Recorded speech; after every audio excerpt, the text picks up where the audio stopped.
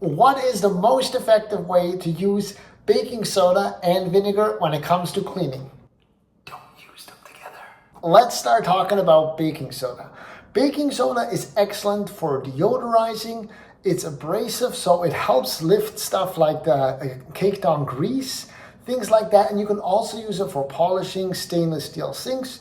There's lots of great things that you can do with baking soda. Vinegar, as a lot of you know, has a lot of great reasons that you need to use this for, but you can use it for like lime scale, works wonders on soap scum, so many areas where you can use vinegar. So the trick is, don't combine the two. Use them one after another.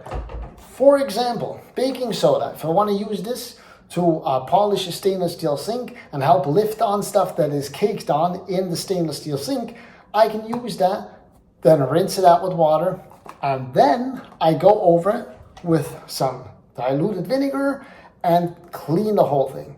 That's how you can use it, because if you combine the two, you get water and salt and a nice bubbly reaction, but it doesn't really do much. So keep that in mind when you're using baking soda and vinegar. Don't be too disappointed. You can still use it to unclog sinks because of that bubbling reaction.